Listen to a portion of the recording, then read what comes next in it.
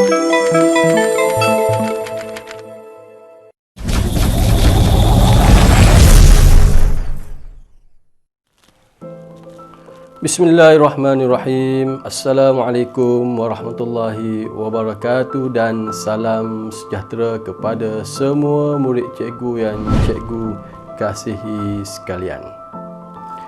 Pada hari ini cikgu akan membicarakan berkenaan dengan pengurusan masa, terutama ketika cuti ataupun ketika PKPP ini.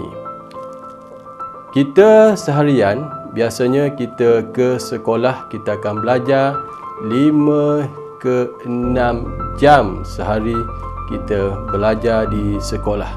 Tetapi bila waktu cuti sepanjang hari 24 jam kita akan berada di rumah.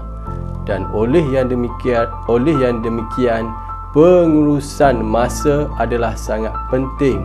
Sekiranya masa itu tidak diurus dengan baik, kita akan banyak membuang masa dengan aktiviti-aktiviti yang tidak berfaedah. Secara umumnya, berapa jam perlu kita belajar di rumah sewaktu cuti ataupun sewaktu PKPP ini? Cikgu cadangkan sewaktu cuti yang panjang ataupun cuti hari Minggu ataupun cuti PKPP ini, PKPP ini kita bukan cuti belajar, cuma kita tak hadir ke sekolah untuk belajar atau proses belajar masih berterusan secara online ataupun belajar di rumah kita masih teruskan. Berbalik kepada persoalan tadi, berapa jamkah waktu yang sesuai untuk belajar sewaktu di rumah ataupun sewaktu cuti? Cikgu cadangkan untuk sewaktu di rumah sekurang-kurangnya 3 ke 4 jam belajar di rumah. Kalau sekolah kita 5 ke 6 jam, kita kurangkan sedikit 3 ke 4 jam. Paling kurang 3 jam sudah mencukupi. 3 jam tu kita bahagi kepada 3 sesi.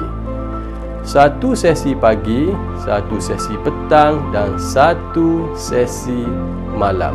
Mungkin pada waktu pagi kita boleh belajar 2 jam, tengah hari 1 jam ataupun malam 1 jam. Yang paling cantik ialah kita belajar pagi 2 jam, kita belajar tengah hari 1 jam dan malam kita belajar 1 jam. Jadi kesemuanya selama 4 jam. Formula yang biasa kita gunakan untuk ataupun semasa belajar di rumah ialah 30, 5, 30. Apakah yang dimaksudkan dengan 30, 5, 30? Mengikut pakar pembelajaran, salah satunya Dr. Syukri Abdullah, 30, 5, 30 ialah formula untuk belajar. 30 kita belajar, 5 minit rehat dan 30 kita sambung balik belajar. Jadi tak adalah kita belajar berterusan tanpa rehat selama sejam ataupun 2 jam. Kerana otak kita memerlukan rehat yang cukup dan oksigen yang cukup. Selepas 5 minit berehat, kita sambung balik 30 minit seterusnya. Cuma yang cikgu ingin highlightkan, sepanjang 5 minit tersebut, jangan sesekali membuka peti ajaib. Apakah peti ajaib tersebut? Peti ajaib tersebut ialah TV. Jangan sesekali membuka TV semasa rehat 5 minit tersebut. TV adalah satu peti ajaib yang senang dibuka tetapi susah untuk kita tutup. Dan jangan sesekali tengok telefon sekiranya tidak perlu, sebab 5 minit tidak cukup untuk kita guna telefon ataupun untuk kita tengok TV. Dan yang paling penting juga ialah semasa kita belajar di rumah ialah kurangkan segala jenis gangguan.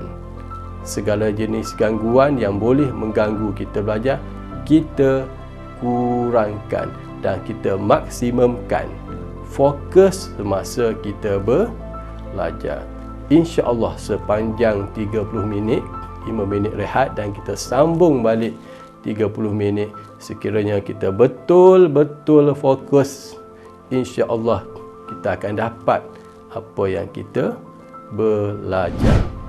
Cikgu rasa setakat itu saja. Kita akan sambung pada siri yang akan datang. Sekian, terima kasih.